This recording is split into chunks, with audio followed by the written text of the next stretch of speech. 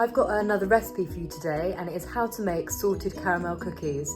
Now, just a disclaimer, they're not healthy cookies. They've got tons of sugar in, so probably best to save for a weekend treat. Enjoy. I'm going to put the recipe below so that you can read it after watching this video. Good to note as well that the recipe actually makes 3 dozen cookies, which, unless there are lots of people in your house at the moment, that's quite a lot of cookies to eat. So you're going to want to maybe half or even quarter the measurements. Some of the things I didn't actually have in the cupboard, and that's fine because you can substitute. So for example, I had white sugar, I had plain flour, I didn't have brown sugar, so I've used Demerara sugar, and I didn't have baking soda, which I think we call bicarbonate of soda. So I just used 2 lots of baking powder and it seemed to work fine. So in this picture, I've also got chocolate chips, I've got some caramel, some vanilla essence, and you also need some salt too. So first of all, in the bowl, you have the 2 different types of sugar and the butter, and you're just going to cream it together, which basically means just mix it all together. An important tip is to make sure that you're using a bowl that's big enough. I was using a bowl that was a bit too small, and as you can see now, and will definitely see later on, I'm making an absolute mess as I'm stirring this round.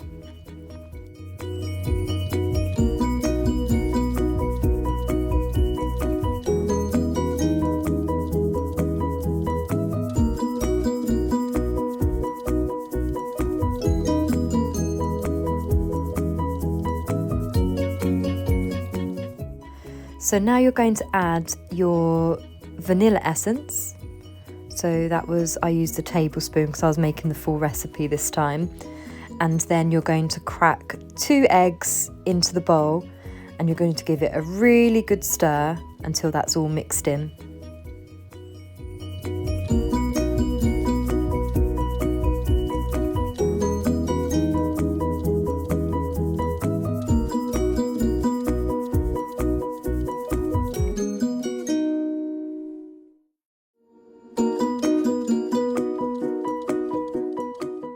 So now I'm adding in the caramel.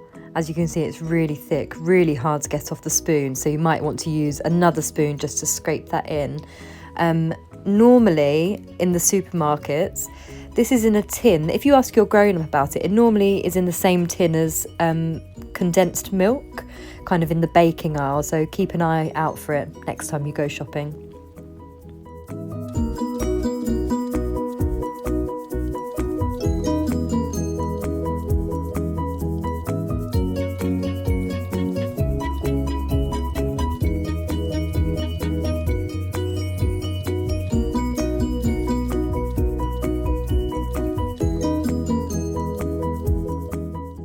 Now that's all stirred in, you're going to weigh out your flour and your baking powder and baking soda if you have it, and gradually put it into the bowl with a pinch of salt as well, and then just make sure it's all stirred in.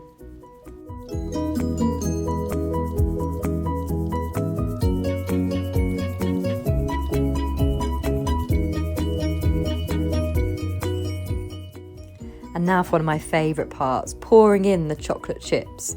It's quite hard to stir at this point because the dough is quite firm, so try and stir them in, but you could just end up poking them about a bit like I am now, but just making sure that all the mixture kind of has some chocolate chip in.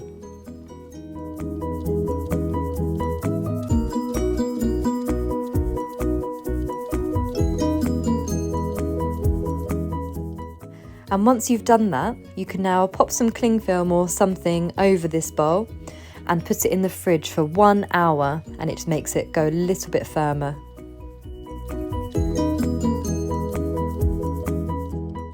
Once that has been in the fridge for an hour, or you can even leave it overnight if you want to, you can roll your dough into these small balls and put them on a baking tray.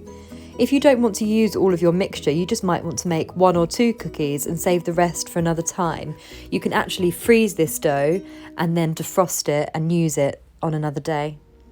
So they stay in the oven for about 11 minutes, and I was just showing you in that video there that it doesn't matter if they look like they're not cooked. If they still look a little bit squidgy, that's good, because when you take them out the oven, you need to leave them to kind of set for a bit. And as they cool down, they will harden, but still be really nice and soft in the middle. And now there's only one thing left to do, really.